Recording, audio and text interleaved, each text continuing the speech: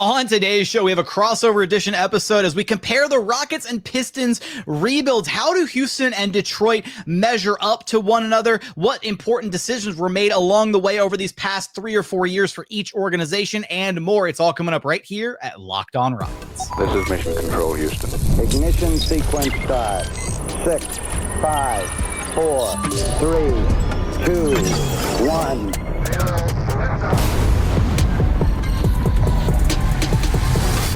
What is up, and welcome to another edition of Locked On Rockets, your daily podcast home for everything Houston Rockets basketball. As always, I'm your host, Jackson Gatlin, native Houstonian and credentialed media member. I'm also the host of Locked On NBA Thursdays. Be sure to follow along wherever you listen to your podcast or on YouTube. Just search Locked On Rockets, where the best way you can help us grow our show is to listen every single day on a podcast platform of your choosing, and then like, comment, subscribe on YouTube.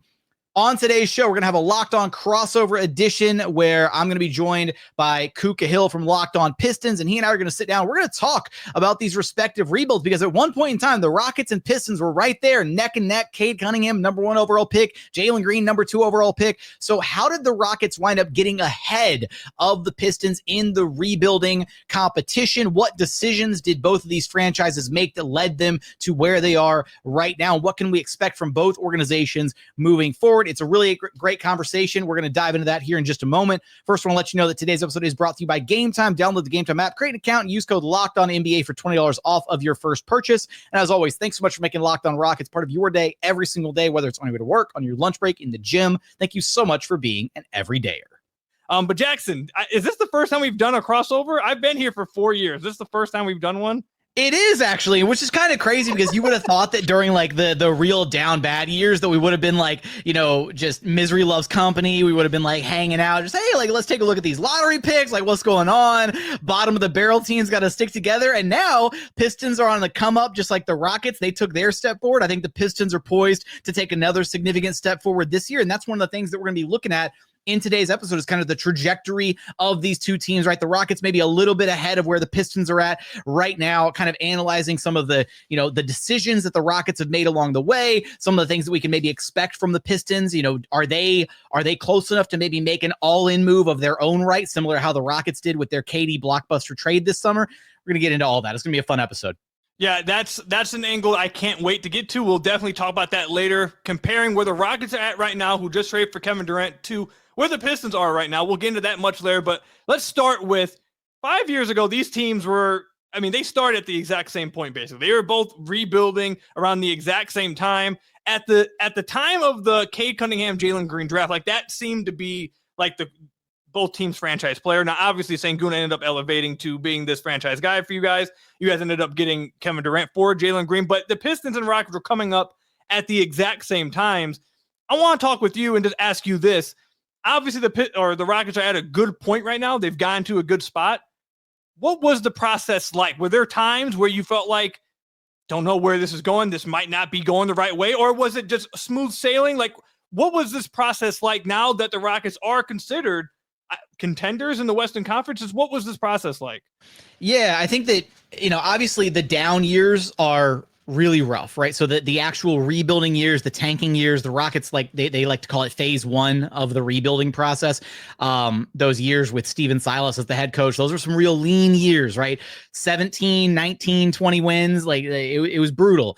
And so it was really hard to, you know, not miss the forest for the trees, I guess, back then, because when you're in the trenches, when you're living it every single day, either as a fan of an organization, as a media member covering an organization, it can be a lot, right? To deal with the 50 plus, 60 plus, lost seasons, a lot of negativity, a lot of question marks about the future.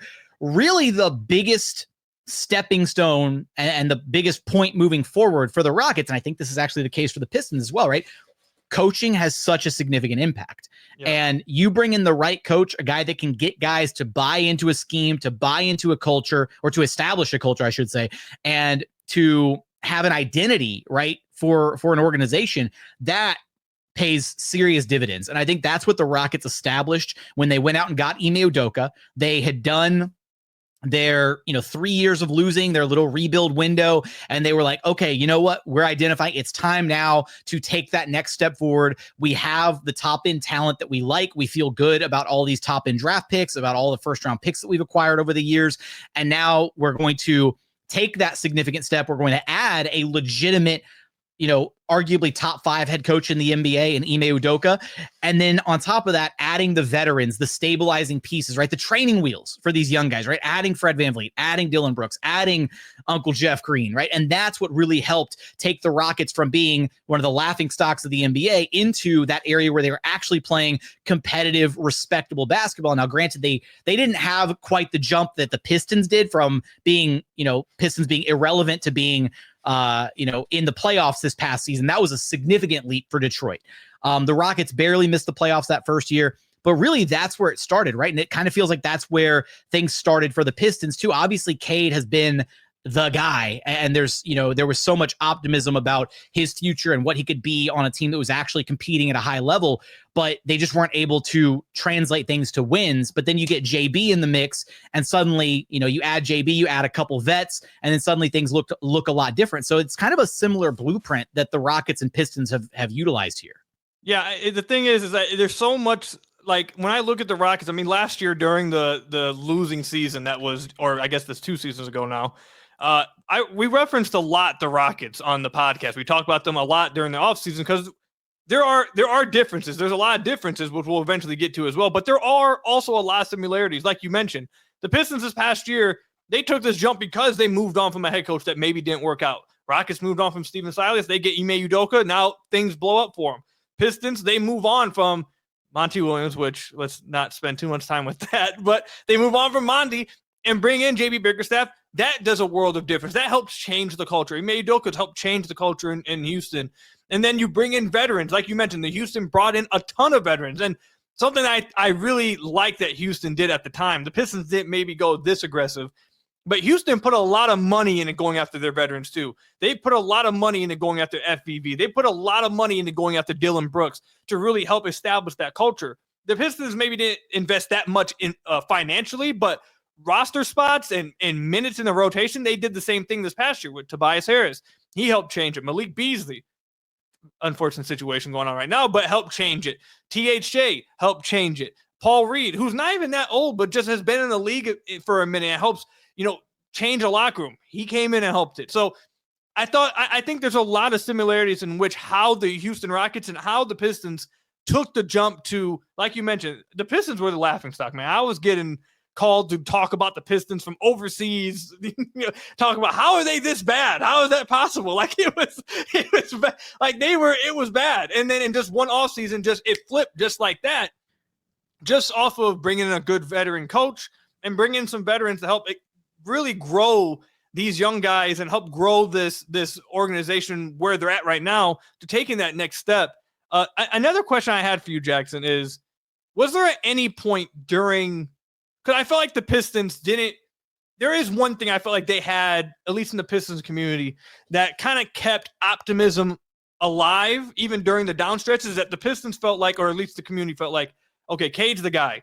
Whether this actually works out or not, we feel confident that eventually it should, because we feel like Cade can be that dude.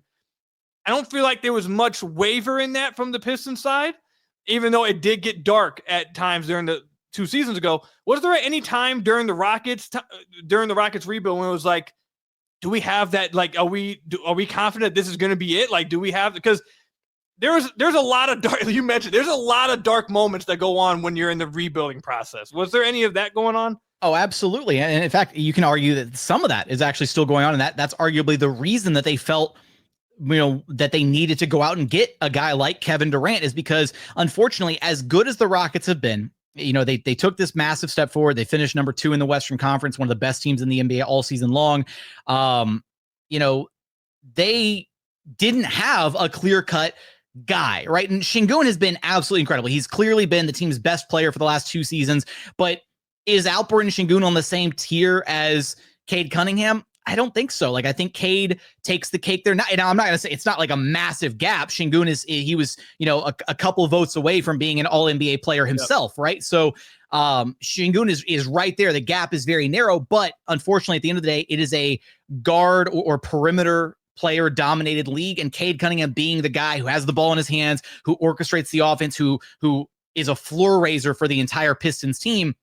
That'll always probably carry a little bit more weight than Sengun's role, or at least Sengun's role is a little bit more limited in the fact that he still needs a guard to set him up in the pick and roll. He still needs guys to capitalize on, when he does attract a double team, being able to capitalize on his offensive gravity, which Cade does as well, right? Like you've been there and seen that, what it looks like when Cade does all the work and drives and, has a beautiful kick out, and then guys aren't able to convert on those opportunities. That's been a lot of what Alperen Sengun has dealt with for the past 2 years. So there absolutely was a lot of that, right? And that's where the Pistons actually have, I guess, a competitive advantage over the Rockets, is they were able to identify much earlier on, Cade Cunningham is our guy. The Rockets wanted Jalen Green to be that guy. And unfortunately, Jalen had his highs. He had his moments where he looked incredibly talented and looked like he could be the future face of the organization, be a future all-star and one of the top tier, scorers in the league. But then he also had a lot of lows. He also had a lot of inconsistency problems.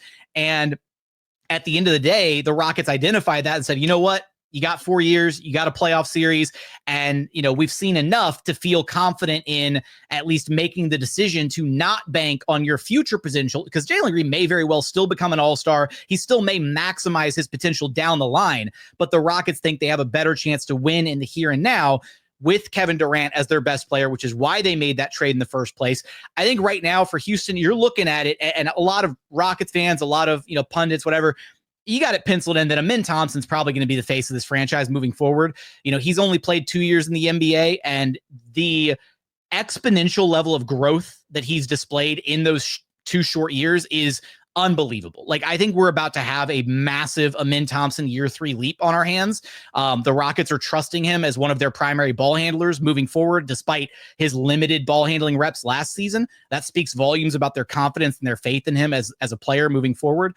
And so I think it'll be a lot easier to see this next season. Okay, cool. KD's the best player, but Amen is on the come up. And as long as you've got Amen and Sengun, that is an incredible 1-2 dynamic duo to build your team around moving forward. It just took a little while for them to really get to that point of identifying that. They had to wade through the couple years of Jalen Green first and really exhaust that avenue before they were like, all right, you know what? We gave you chances.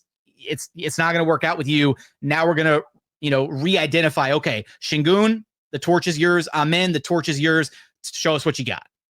That's actually where I want to get to next when we come up, is that the Rockets made a decision on a guy in their young core and moved on from him.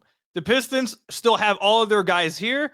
I kind of want to compare those situations to get Jackson's thoughts on how did Houston decide it was time? Can the Pistons take some advice? Can the Pistons look at Houston and kind of figure out when they should try to pull the trigger? We'll talk about that all coming up.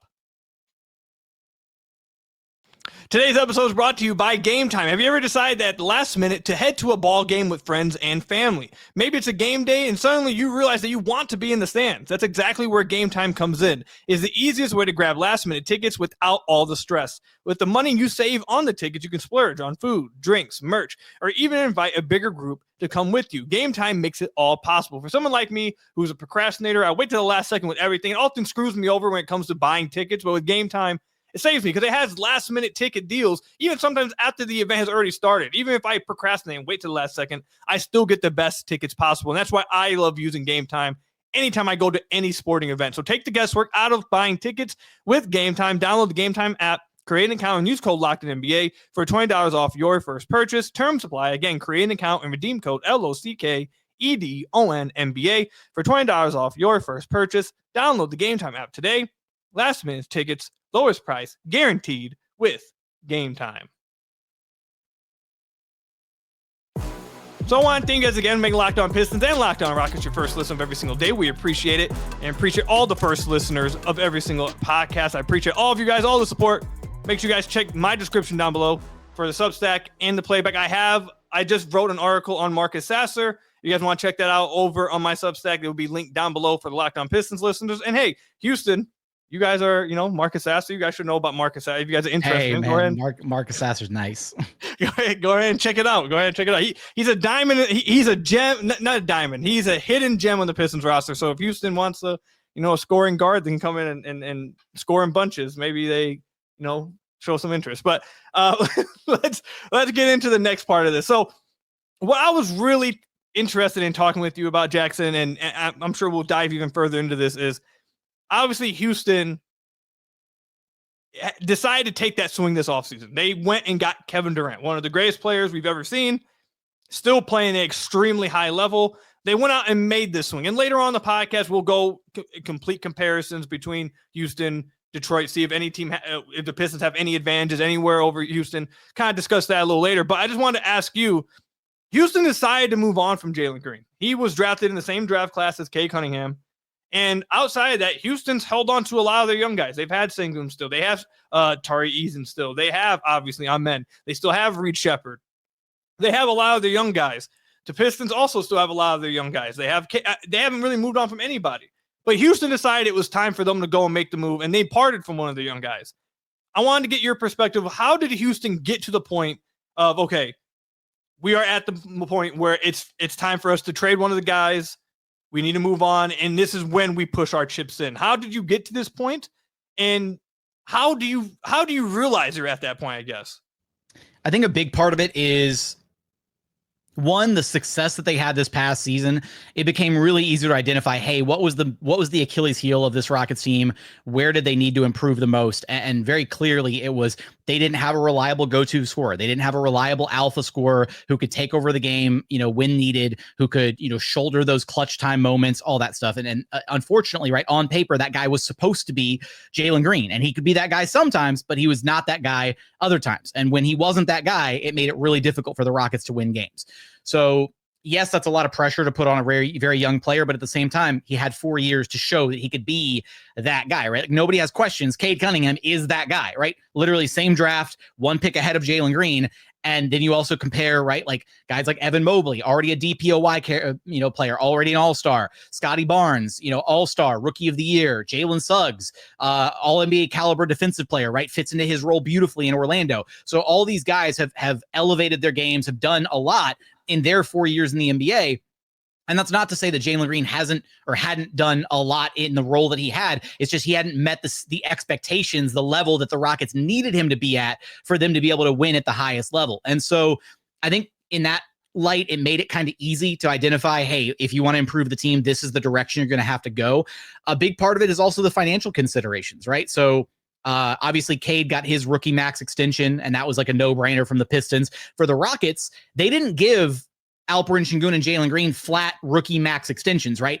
Rafael Stone, who is a lawyer through and through, played hardball with them, and he got Sengun on an incredibly team-friendly deal, like 5 years, $180 million or whatever, which is like a little less than what his rookie max would have been.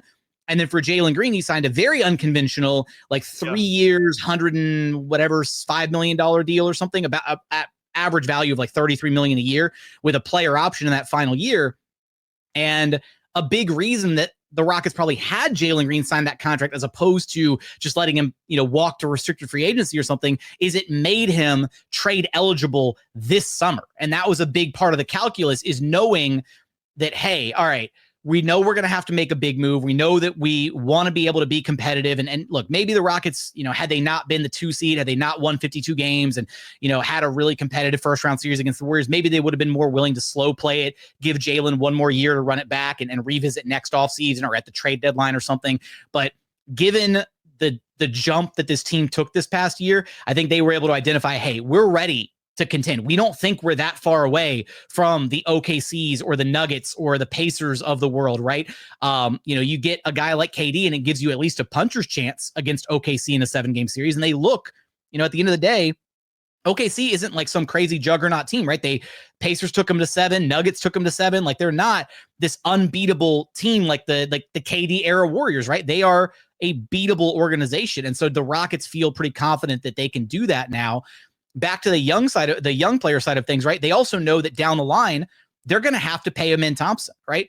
And they've already got Sengun on the books. They know they're going to have to pay Amen Thompson. They have Jabari Smith Jr. His extension's already inked. We're waiting to hear about Tari Eason's extension, but in all likelihood, they're going to try and extend him as well. But knowing Rafael Stone, he's probably playing hardball with Tari as well, trying to get him on a value contract as opposed to just giving him what he probably deserves as a player. But that's his job, right? His job is to try and, extract maximum value from a contractual standpoint. So I think when you start to compare that to the Pistons, right, they haven't really, I guess, been put in that kind of tough position of identifying, hey, where are we wanting to allot our money? And I guess that's where their first major decision comes this offseason with Jaden Ivey, right? What do you do with Jaden Ivey? Has Jaden Ivey done enough to guarantee an extension? Has he done enough to guarantee a rookie max? Where is he at? And that's actually, I want to flip that back on you. Where are things at with Jaden Ivey? And are the Pistons just are they going to max him out the gate? Are they going to try and get him on a favorable contract? How does the injury play into his contract negotiations moving forward? All that good stuff. Yeah, it's. I feel like this offseason, Jaden Ivey, I don't think has shown enough to get anywhere close to a rookie max. And the injury does complicate things. And I think Jaden Ivey probably is looking at the Jalen Green extension and saying, okay, well, why shouldn't I get somewhere near what Jalen Green got? Why can't I get what he wants? And then the Pistons are looking at it like, we're not going to give you that. We're not giving you that much money.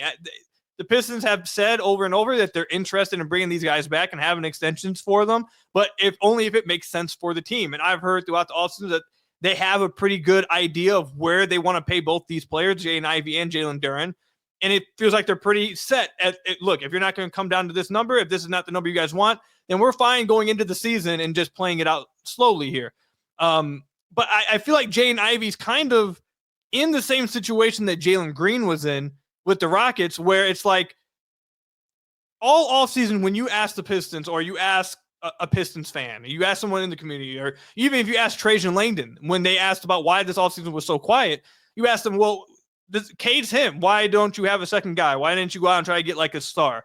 They'll respond and say, well, we have Jaden Ivey coming back. If you ask why, you lost Malik Beasley and THA, what are you going to do about the shooting? Well, Jaden Ivey's coming back. Like if you ask any question, it's just going to be a response of, well, Ivey's coming back. So they have this same question. I said this on a few podcasts ago that Trajan Langdon, it seems like, is not so much prioritizing taking the next jump win-wise as far as like he's prioritizing that over getting answers. It seems like he just wants answers. And if it's a good or bad answer, he wins either way. I just want answers is basically what it seems like his perspective is.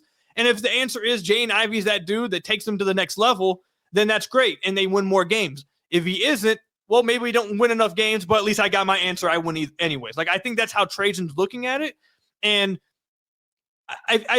to flip it around back at you again, Cade, I felt like, because I've talked about this a lot on my podcast, especially towards the end of this year when the offseason first started, Houston, at least from my point of view, and from a lot of Pistons, there's a little bit of a civil war going on in the Pistons community. But so I'll say part of the Pistons community. It's okay. There's always a civil war going on in the Rockets community, so it's all good. No one ever agrees on everything. I wonder if OKC fans, like, do they all, like, after you win a championship? Nah, man, it's got to be all kumbaya over there. I can't imagine that there's any like J-Dub stands over there who are like, J-Dub should be the main guy and SGA is trash. Like, that's not how this works. Like, I was gonna say they just want a title. They just want a title. They can screw off. But there's a little bit of a civil war in the Pistons community because it's like, okay, Cade has established that he is the guy. That's like the main question you want to get out the way, and he's answered that. So once you get that answer, shouldn't then every year after that be about prioritizing and maximizing the window of Cade? That's what some fans feel like, and I feel like I had some of those questions as well heading into this offseason. I feel like when I looked at Houston, it felt like Houston kind of decided, like, look, even, again, this is my perspective, was, look, even if Sengun isn't top 10 or like, maybe a superstar, we have Sengun, we have Amen, we have two guys that we really buy into being pillars, cornerstones of this franchise, and we're winning games. It's time for us to maximize this window, and they went out and did that. So some of the confusion from some of the Pistons fans, like, okay, well, if Houston did that, like, Houston drafted Sengun in the same draft class as Cade. Cade has made All-NBA team. Cade has proven that he is the guy. Why is Houston so much more aggressive in maximizing their guys' window, and the Pistons are maybe slow playing theirs? That's kind of like where some Pistons fans are at here. I can really easily identify that, and it all goes back to how these rebuilds actually started. The Rockets got an influx at the beginning of their rebuild, even though it wasn't like a young blue chip prospect, right? They didn't luck into like an SGA like the OKC Thunder got back for dealing Paul George, but they got back all of Brooklyn's future draft capital. And that future draft capital from Brooklyn directly turned into 1, Tari Eason, and 2, Reed Shepherd. So that's 2 of their members of the young core. And then on top of that, they then leveraged that draft capital, traded it back to Brooklyn, who then traded Mikal Bridges to New York. And Brooklyn traded Phoenix's future draft capital to Houston. And so because of where the Rockets were at as a direct result of how they managed the James Harden trade, they have been flush with draft capital from the Nets and now the Suns that they've subsequently used to leverage in trade negotiations and whatnot. So in particular, right, this blockbuster deal for KD, it only worked because the Rockets owned that number 10 overall pick from the Suns in this most recent draft, and the Suns turned it into Kaman Malawach. They also sent a handful of second-round picks that they got Rasheer Fleming with, which I'm so low-key jealous of. I like Rasheer Fleming a lot. But that's why those trades were able to work. And they still own more of Phoenix's future draft capital, so they might be at the table again with the Suns in a couple years when it comes time for, maybe Devin Booker demands a trade. And they're like, you know what? All right, let's go. You guys want to put Book on the table? You guys want your draft picks back because you're going to be bad? Here you go. Like talk to us, right? Come play ball. And so I think that was a significant element in the Rockets feeling like they could go after KD, because part of it was the price for KD was so ridiculously low, right? You might tell yourself that giving up Jalen and Dylan and a number 10 pick is a lot for, a 36-year-old Kevin Durant. But at the end of the day, it's a win now move. It's also a move that doesn't prevent them from winning later. A lot of teams, you hear the term, championship or bust or whatever. There is no bust in the after for KD, right? It's like once KD's ready to hang him up, whether that's 2 years from now, 3 years from now, hell, with KD's skill set, I could see him being like an elite hooper, 6-man off the bench into his 40s if he really wanted to, right? He's going to age. His game is going to age beautifully because of his skill set. So that being said, like the Rockets still have this really bright future with those cornerstones, those pillars in Amen Thompson and Alperen Sengun, to where even once KD is no longer the best player on the court, the best player on the team, they still have an incredibly bright future, and they have the assets on top of that, their own future draft picks, the Suns picks. They have a really juicy pick from Dallas down the line. They still have 1 pick left from the Nets deal. Like all those picks are going to help them go chase the next star player that they maybe want to trade for to be able to stay at the top instead of dropping back down after being in this contention window. And I think that's the main difference between where the Pistons are at and where the Rockets are at. They have extra draft capital that they were able to afford to shoot at an available star like KD. They pounced on it. They made it work. And the Pistons have that opportunity, right? The Pistons could have easily made a deal like the Magic made for Desmond Bane, right? Like they could have gotten Desmond Bane themselves if they really wanted to go pair like a borderline all-star, whatever. But Detroit didn't identify Bane as like the piece that was going to take them over the top. And that's where you got to be really careful. You don't want to make an all-in move and then have nothing left unless that move actually puts you at the top. And so Detroit has to play it smart, right? And I think that at least for right now, while you're still kind of sifting and identifying the rest of these young guys, right? Can Jaden Ivey be that guy? That's what this year is going to be really important for. And to your point, right, this is going to be year 2 of JB Bickerstaff. So year 2 of Jaden Ivey playing under a winning caliber head coach. Shout out Monty. And so like it's going to be a different situation for him. And the Pistons Trajan Langdon should have an answer by trade deadline or the end of the year to be able to identify, okay, cool, are we sticking with Jaden Ivey or do we need to move him to go get a better running mate for Cade Cunningham? Yeah, and I think that is a great explanation from Jackson. I'm sure Pistons fans love hearing that because Trajan has talked over and over to the Pistons fans about how they need to get more assets. We're trying to be better about asset management. And that's something that Troy Weaver, during his time with the Pistons, I talked about it probably almost every episode, that they were just putrid with their asset management. The Pistons don't have any extra picks. They don't have any extra first rounders. They don't have a large chest of treasure assets where, like the Houston Rockets, where if they do go make a move, like you mentioned, Jackson, they can make another move next year if they really want to. They can make another move at the deadline if they really want. Like they're not, they have a lot of ammo still. The Pistons, if they do make a move, how much ammo will they actually have left over afterwards? And it seems like that's where Trajan's really just trying to stock up, trying to get as many assets as possible. So when he does want to make the move, it's not like that was his final shot and that's all he had. So it makes sense. But we'll see how things go this year for the Pistons. But coming up, I do want to talk with Jackson and just compare these teams, see how far behind is Detroit and what are the expectations for both of these teams heading into the year. Houston seems like it might be a little bit higher, obviously, than the Pistons, but we'll talk about it all coming up. Today's episode is brought to you by OpenPhone. If you're running a business, you know that every missed call is money left on the table. Think about the last time you had an urgent need, maybe for a plumber or a service provider. If the first person didn't answer, did you wait around, see if they call you back, you wait around for them? Probably not. You moved on, and that's why you need OpenPhone. OpenPhone is the #1 business phone system built to streamline and scale your customer communications, all from an app on your phone or computer. OpenPhone lets me manage business calls and text from a single app, and their AI agent handles all after-hour calls, answers common questions, and captures leads so you never miss out on a customer. OpenPhone is offering my listeners 20% off your first 6 months at openphone.com/lockedonnba. That's openphone.com/lockedonnba. And if you have existing numbers with another service, OpenPhone will port them over for you at no extra charge. So that's with OpenPhone. No missed calls, no missed customers with OpenPhone. So I want to thank you guys again for making Locked On Pistons and Locked On Rockets your first listen every single day. We appreciate all of you guys. Leave us a 5-star review, whatever podcast platform you're listening to this on, or obviously go over to the YouTube channel, hit that subscribe button. Pistons fans, I want to let you know, I want to catch up to Jackson, okay? Jackson is way ahead of us in subscriber count, okay? It's not fair. So we got to catch up. I don't even know how many thousand we're behind right now. We're at like 11. I think we're at like 12,000. And I was like, oh, this is pretty good. We're doing good. Then you go over to Locked On Rockets, you're like, holy bleep. So, like, Piston fans, 40% of you guys don't listen, that do listen, aren't subscribed to Locked On Pistons.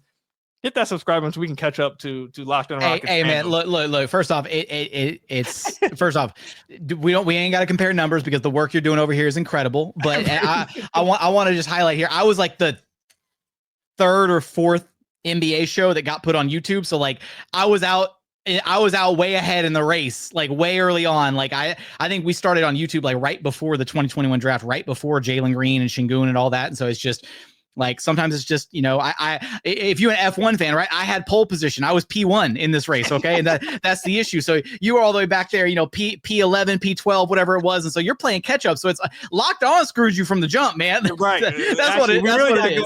We really got to go at Nick. That's really who we need.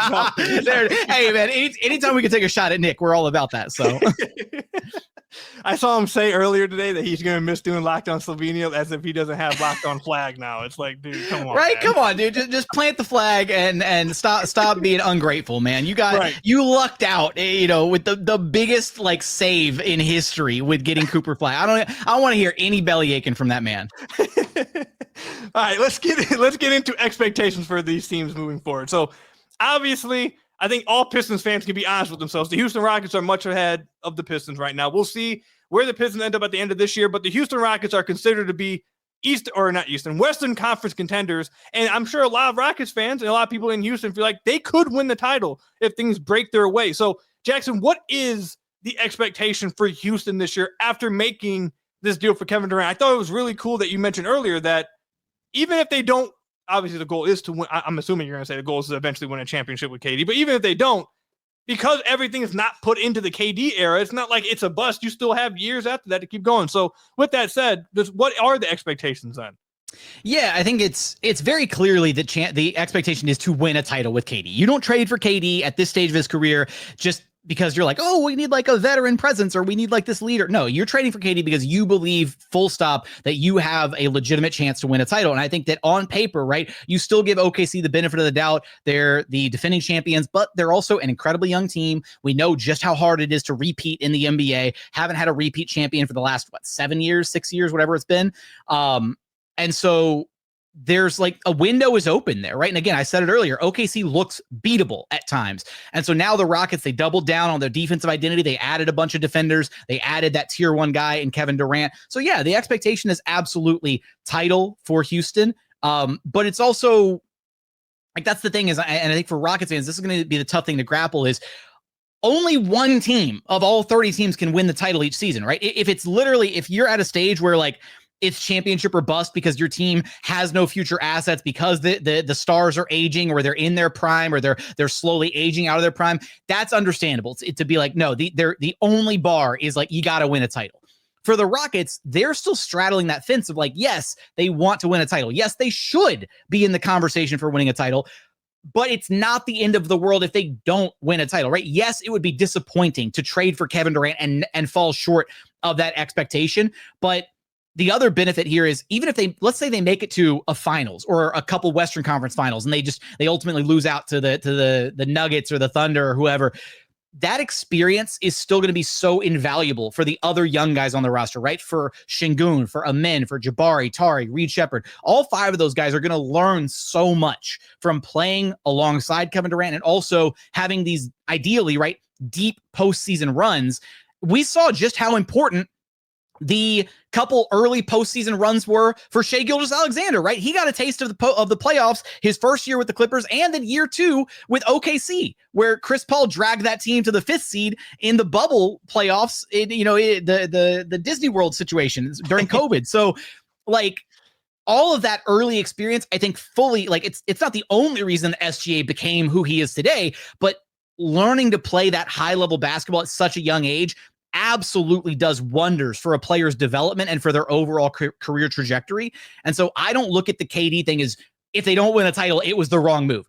I think it was ultimately the right move because at the end of the day, like I don't know what Jalen Green's future is ultimately going to hold, but I wasn't super bought in on him being the guy that the Rockets felt like he needed to be for him to be the best version of himself for this team.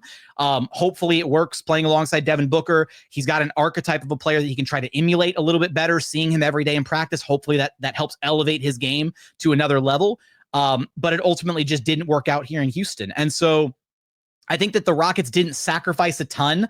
Like if it doesn't work, it doesn't work. You've still got a ton of assets and a ton of, optimism for the future, even post KD. So I think that's kind of where they're at in Houston.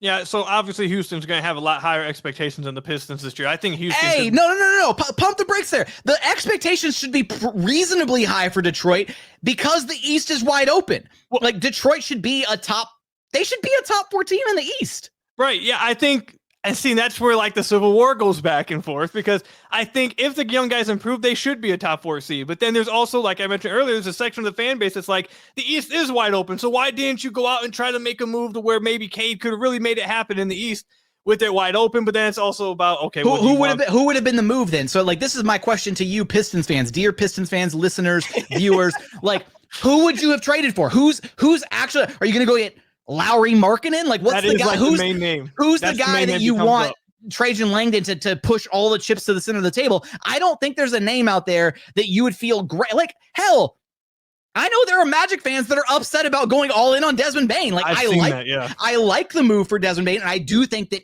Bane, Wagner, and Banchero is a great big 3 for that Magic team with that defense that they have. Like I think it's gonna work. I think it's gonna be solid. I think Orlando's probably the 3rd best team in the East this year. Personally, I have the same thing.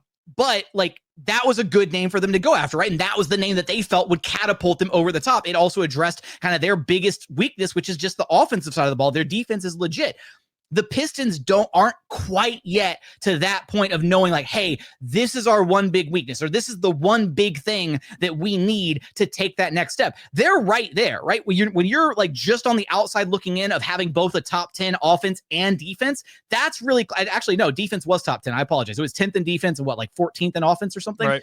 So like the Pistons are right there, man. And I think that's why it can be really hard for fans to want to have that little bit of extra patience of like, I think the Pistons need that one more year to just see what does Jaden Ivey have? What else do they have with Asar? What do they have with Ron Hall? And part of that is for the Rockets, right? They drafted their stars in 2021, right? Jaden Ivey still has a chance to become a star, but he was drafted a year later. And not only that, he got injured, right? He could have been on like, y'all could have gotten the answers you needed from Jaden Ivey this past season had he not gotten injured. Right. That could have been his defining season where it's like, no, okay, he's the Robin to Cade's Batman. No more questions asked. Build around these 2 guys moving forward, and then maybe Trajan Langdon could have been in a position to be like, okay, now I know what I need to go get to flesh out this roster and really put the right parts around those 2 guys. Unfortunately, that injury set them back a little bit to where now you have to move forward, and now you have to use this next year to kind of identify that. And hell, maybe a player shakes loose at the trade deadline, and maybe that's when we see Trajan Langdon make that swing. But I do think that the Rockets were given the opportunity because their two like star potential players were in 2021. And so it gave them an extra year over the Pistons compared to Jaden Ivey, who's been in the league 1 year less than both Cade and Al P and Jalen Green also. So he needs that one more year to figure out what he's got. Because for Jabari and Tari, right, I still think Jabari has some room to grow into maybe a, elite third option kind of thing offensively, but I don't know that he's probably not ever going to be a star, right? But he's an elite role player. Tari's an elite role player. Amen Thompson has been used as an elite role player so far in his career, and he looks like he can maybe take the significant step this next season, but Amen Thompson's also a freak of nature, so it's kind of a different discussion with him. And hell, look, the Pistons have his brother, right? So it's like, Ausar has a lot of the same capabilities as Amen Thompson. Maybe not quite the ball handler that Amen is. He's more of like the ancillary kind of, off-ball role player type presence. But Ausar still has like all NBA DPOY potential, all that stuff. It's all right there. So I think for Pistons fans, as an outsider looking into the Pistons, I think it's got to you just got to hold on to that little bit of patience for like one more half season or a year. And then next year is really where like the pressure turns up for Trajan Langdon, where like that's where he's going to have to go identify and make a move. And the fact that you're still experiencing success despite not making one of those all-in moves, like appreciate it, man. The fact that like the Pistons were in the playoffs and had a competitive first round series this past year, that's huge for all the young guys on the roster, man. Yeah, we'll see. I think they could come to a decision with that kind of thing, even at the deadline, like you mentioned earlier. Just see how these guys, because you never know who's going to shake loose, right? And because of, like you said, Ivy gets hurt last year, Cade got hurt his second year. You just haven't gotten the sample size with Cade, Ivy, Ausar to figure out, okay, can these guys actually be the reason why you take this next step or not? So I understand why Trajan's taking the patient route. I think we might see something happen at the deadline, if not, next off season. But we're gonna wrap it up here. Jackson, I think the Houston Rockets should be in the Western Conference Finals at least next year. Hopefully the Pistons win a playoff series. I think that will be the expectation of a lot of Pistons fans. Before we say goodbye, I just got to ask you, just real quickly, covering a Thompson twin, just how crazy is it? Like, how, like, some of the, Ausar does things when watching the Pistons. I'm just like, bro, how in the hell did he do that? And everyone knows I love Amen. And I think Amen, even though how much I love Ausar, Amen's obviously like a tier above as a prospect. Just tell me just real quickly how fun it is to cover Amen. I love the Thompson twins. It's legitimately absurd because at least like once per game, he does something that is so unbelievable that you just like your jaw drops and you're like, how? He's got like this insane ability to jump with like no load up, right? Like he just jumps from like a standing jump, like, and a quick second bounce off an offensive rebound, or watching him like lock in the way that like LeBron does, or like back when LeBron, like prime LeBron, like in transition, like the Iguodala block, like Amen does that occasionally in transition where he'll just like Terminator lock onto a guy and just sprint past like 6 other dudes in transition and then go get like a poke check from behind or a block from behind, a recovery block, something. And it was even wilder. It was against the Warriors in that game 7, the second half of game 7, that third quarter, man, there was a stretch where like Amen Thompson, it was like when I've talked about this a lot on LOR, but just there was a moment where it was like Amen Thompson, it's like everything slowed down, like he was Neo in the Matrix, and he kind of realized, he was like, oh, I'm him, I can do whatever I want. And he had like 3 or 4 straight takes to the basket where like nobody on Golden State could stop him. And it's like once he realizes that he can do that whenever he wants, he's going to become unstoppable. Like there's a reason that like I keep teeing it up. I'm like, he's going to be a weird hybrid between Russell Westbrook and Giannis, but with a supercomputer for a brain like LeBron James. He's going to be a top 10 player in the NBA one day. It's not an if, it's a win. Yeah, I absolutely love him, man. I can't wait for it. I can't wait to see him with the ball in his hands more this year. And I also, can't wait for the interview with him and Ausar was awesome, by the way. Like, I loved the whole like who's who with both of them. We're both Batman. We're both one half of Batman. Like that's the most twin thing that you could have said. I also love that like Ausar was like, hey, how are you going to win a title if you're not in Houston? Like Amen said that to Ausar. Just a lot of some good nature ribbing between brothers. I loved it. Yeah, no, I absolutely love covering the Thompson twins. Did you get the slam cover? Yes, I got it too. I got the slam cover. I got all of it. I was like, oh, another Rocket on the slam cover. You gotta get a t-shirt too. You gotta get the slam t-shirt. I got the t-shirt. I got the mag cover, and I got both magazine covers, the one with both twins and the one with just Ausar. So no, I can't wait for it, man. But hopefully Houston has a great year. I'm hoping Amen really takes off this year. I would love to see that. And I hope Ausar takes off for the Pistons like I think he can. I think he can become a top 50 player this year for the Pistons this year. So thank you, Jackson, for the crossover. First time. I hope everyone loves it. I hope everyone thought it was a lot of fun. Appreciate all of you guys making Locked On Pistons and Locked On Rockets your first listen every single day. Hit that subscribe button down below. Leave us a 5-star review or whatever podcast platform you're listening to us on. And until next time, we'll see you guys later. Until next time, peace out, everybody.